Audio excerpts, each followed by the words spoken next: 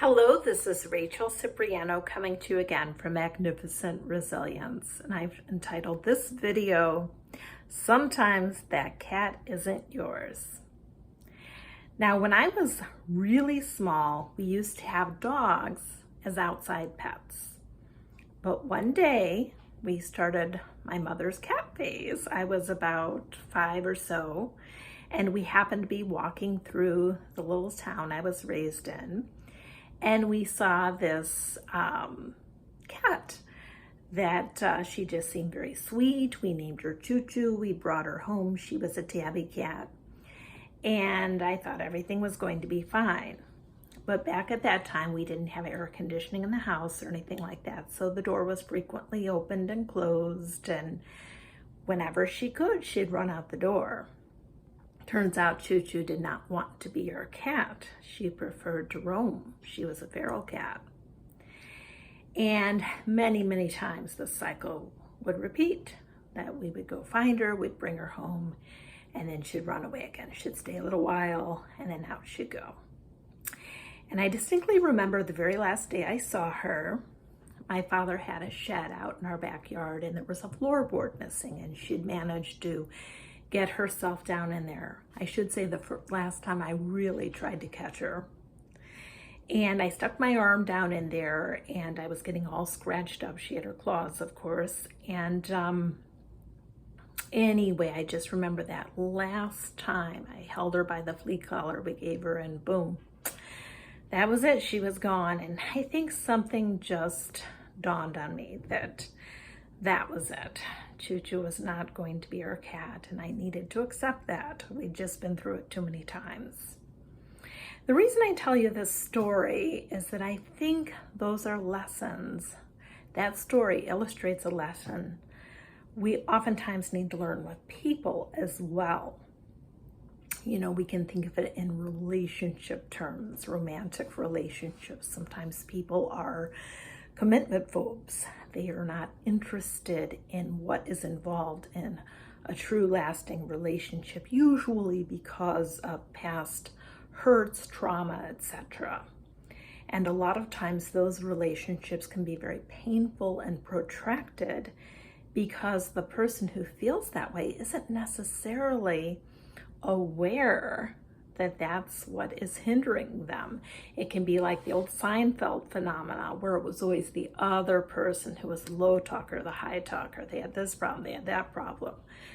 And it can be quite comical, but very real that people who have commitment issues do not realize that's what's going on. And as a result, they can do a lot of damage to other people. So we have to be aware of that. But I'm not just talking about romantic relationships.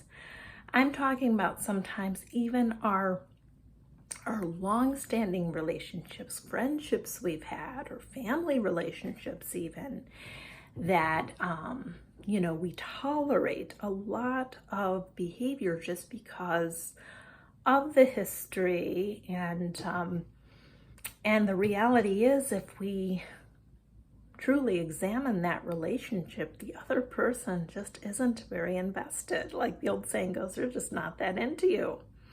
And that's not just true in romantic relationships. That can be true in those other types of relationships too. Especially if you make that decision, that wholehearted, ongoing decision after decision to be more positive, to be more achieving, to live your best that you can, to become not only successful but significant. There are a significant number of people who will not continue that journey with you for various reasons, like attracts like. I'm going to date myself, but there used to be this show on Channel 11 called The Electric Company, and they had this segment where they would talk about which one of these doesn't go together, and they would show 3 or 4 people doing an activity, and one was just quite the oddball. And for example, I remember having a friendship where I would often invite the person to go to lunch or out to a movie, and consistently they would never be available. And finally it dawned on me, they are a friend, but I fit into a certain category of friendship for them, not the friendship that somebody who you do those activities. This happened to be a family friend. We really enjoyed one another. We had great conversations. But sometimes it can be that even, just understanding where you stand with somebody, where you connect with them. And then sometimes it's just an awareness that you need to realize that cat just isn't yours. Some relationships, they do just need to fall by the wayside because the investment can't just all be on one side. And that can be very painful.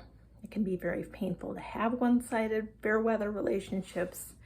And it can be painful to let go of those relationships. But the positive reality is when you do that, then you're going to open your time and your energy and your heart for the people who are more emotionally available and do have the capacity to appreciate and respect you the way you deserve. So I just wanted to give you that thought. I encourage you to comment if you have anything to share and add to the conversation. Please like, share, and subscribe to my YouTube channel. I'd really appreciate that. Again, Rachel Cipriano with Magnificent Resilience. Have a great one.